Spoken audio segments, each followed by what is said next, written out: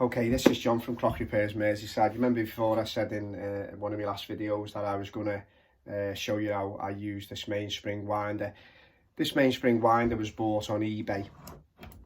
It's pretty decent. It's not so bad. You've got pretty much all your sleeves with it. You know, this is the type of thing that go inside your mainsprings, inside your mainspring barrel rather. And that's to maintain your spring. Okay, this is a spring off the Youngans clock. Remember we were having a look at previously. I'm just going to take the spring out and have a look. I mean, there's 3 to do.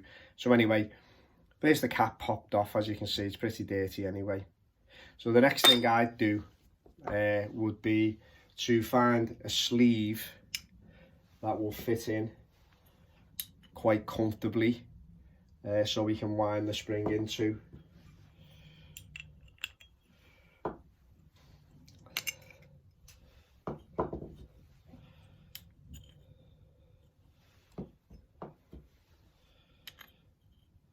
And I think it's possibly going to be that one there. There's a little bit of space around a couple of mil, so we'll give that one a whirl.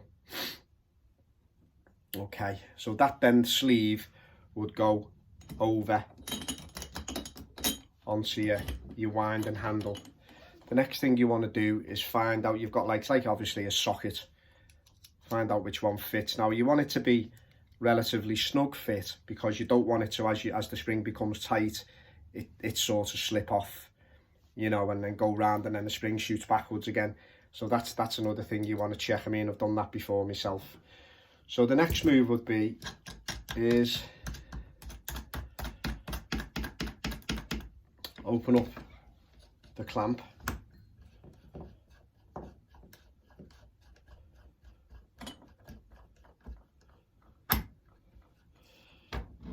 to accept the mainspring barrel. This is actually quite warm, this mainspring winder now. It's been used quite a lot. So what I tend to do, I mean, you have a handle at the back here to push a plate which goes against the barrel and holds it a bit more securely, but as I say, it's quite a bit worn now. So what we tend to do is we tend to line it up like that, a little bit more, I think, maybe backwards slightly, line it up like that, you know, get it straight as you can.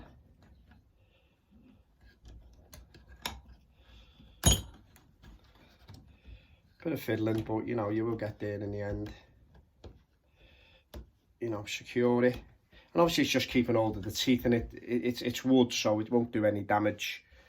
Okay. Oh, the other thing, if you look down here, there's a clamp. I've clamped it to the bench, obviously, to secure it. The next move, on the handle here, you've got a ratchet,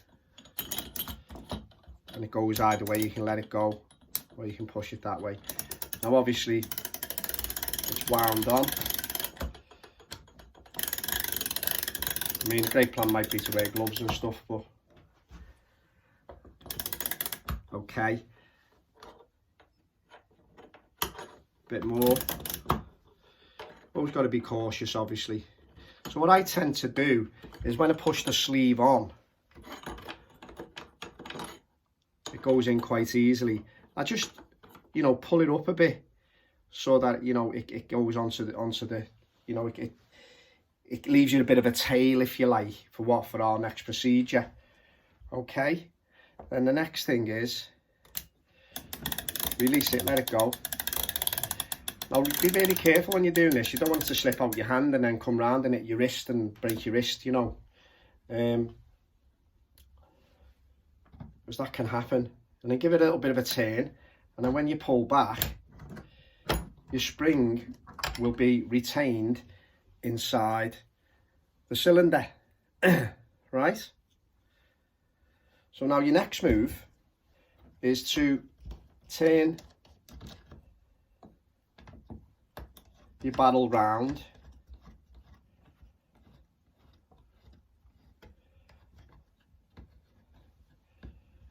secure it, It's quite tricky now because you're not dealing with the teeth now, so you haven't got really a lot of grip inside here, but you know, you should have enough. Anyway, so then that goes on your barrel that way then. And your barrel really is just acting like a, you know, a guide for it. And then we have this little, I'll move this out the way. We have this little lever down here with a hook on, and it can actually hook the other side if you're doing like the chime side springs and, you know, various types of American thing, you know. So it's pretty versatile. So you'd put that there like that, move it along. Right. Now what we'd be doing now again, obviously, is nice and careful. Again, we should be having gloves on really. And then what should happen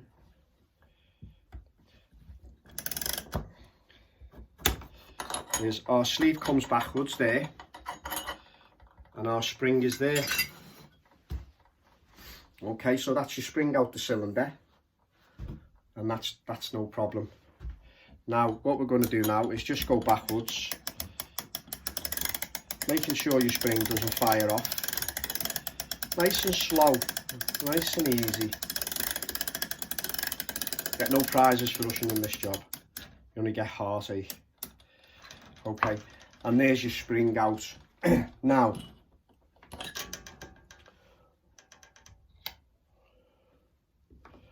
what the thing is about springs is, now I'll just move our winder out the way for a moment, just so I can give you a bit of an idea. Okay, right, we need our cylinder back obviously. Right, now what they say is what the plan is that, let's get this further back again. The camera works no good at all, is it? If you have a look at that, they say that the spring needs to be at least 2.5 times the size of the barrel. Okay, now being honest with you, it possibly is. It possibly is. But to me, we're going to change that spring. I mean, if anything, it's very, very borderline, and it needs changing. I mean, it's pretty set to me, that. So that would get changed. That would get changed. And then when you're putting it back in, it's just basically the reverse of it. You sort of wind your spring up, put your sleeve over it, and then pop it back into the barrel the same, and then release. It's the same. It's pretty basic, but yeah, I think we can safely say that that spring has had its day. So what we'd be doing there is try and get this.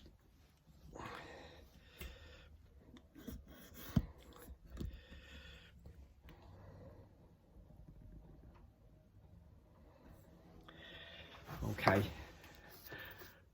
Now, obviously, you're going to want to order a spring, aren't you? So there's three or four measurements you need to take, which will, you know, will help you. And I'll just go through them. I may as well while I'm here.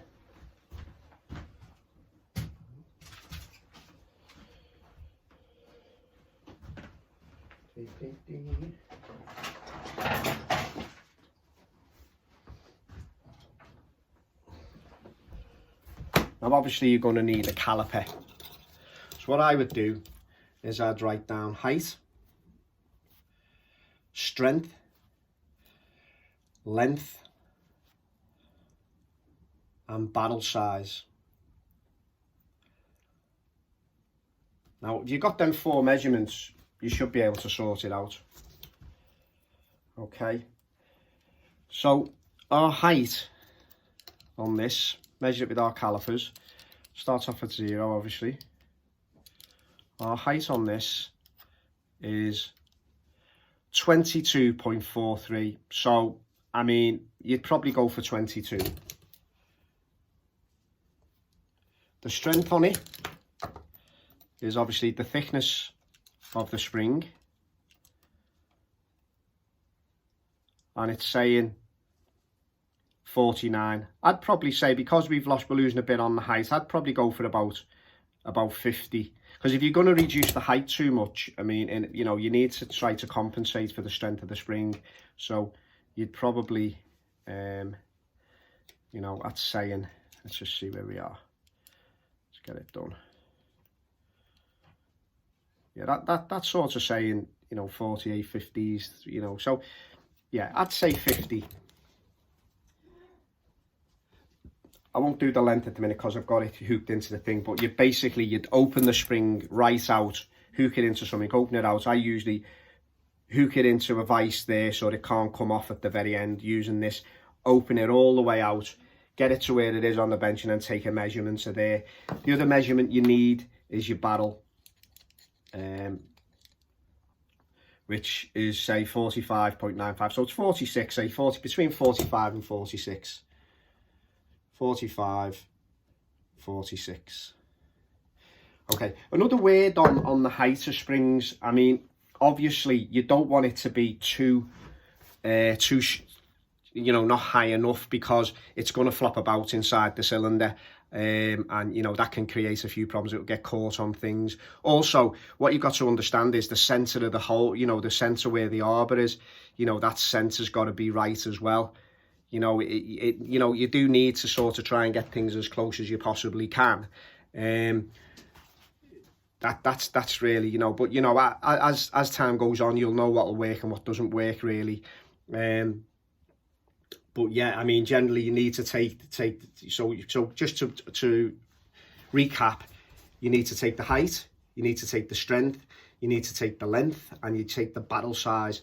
And then with them 4 measurements, you should be able to go to some well-known suppliers and you should be able to match it up and pick a spring that'll do the job. Well, the rule is, obviously, they say 2.5 times the size of the barrel. I mean, often, being honest with you, you get them out and they are pretty much near enough 2.5 times the size. But to me, when you get a new spring and you open it out and you're going to give it a clean and you're going to, you know, lubricate it, you know, it's a lot bigger than that. So when we see something like that, we're going to change it. We're going to change it. We're looking for it to be sort of this type of size, you know, and then that's okay. Then, you know, we'll go with that one. We'll clean it and put it back in. But no, that is certainly that way. And I would expect now the other 2 cylinders to be exactly the same. So they'll be getting changed. So I'll probably measure all them up and order all 3 springs together and change them anyway. Yeah, I think that's the way to go. More often than not, where repairs are concerned, I mean, you know, for what the cost of a spring is, I mean, you know, they're not massively expensive, unless when you get up to fuses and you know, bigger stuff. You know, they're all sort of bobbing between the £7 and £12 mark. I mean, and you know, we don't have any problems putting, you know, we just say to the customer it's a service plus parts. So we're sort of saying, well, you know, it's a service cost plus whatever the parts cost, springs and stuff, and you may as well do it. You just may as well do it, because, you know, again, the thing about clocks is that if you make a mistake, when you're starting and you're doing the job, you're putting the clock together and you're only finding out there's a problem 3 or 4 days later, and then you need to take the clock completely to pieces again. You know, that we you know, that's not for us. I mean, we're losing money once we do that. We need to, you know, we need to try and, as much as possible, get it right the first time. I mean, and that's the way I go for. So for the matter of a spring, no, I'm just going to change it. I'm not going to mess about. If I can get hold of it, no problem. And as I say, springs are pretty much readily available. I mean, you know, they're not something that's not available. And you can actually, I think from HS Walsh, I think you can actually buy the sort of spring steel, if you like, and you can sort of put all the holes in yourself and the length, get the length, what you want, you buy it in lengths, and you can do it that way if you get an oddments. But yeah, anyway, I hope that's been helpful for you. As I say again, please subscribe. It really helps if you subscribe. It shows that people are watching my videos, and I'm not wasting my time. And yeah, so if you could do that, that would be fantastic. I'd really appreciate it. Anyway, this is John from Clock Repairs Merseyside signing off. Hope that's been helpful. As I say, you have a great day now. Thank you. Bye bye.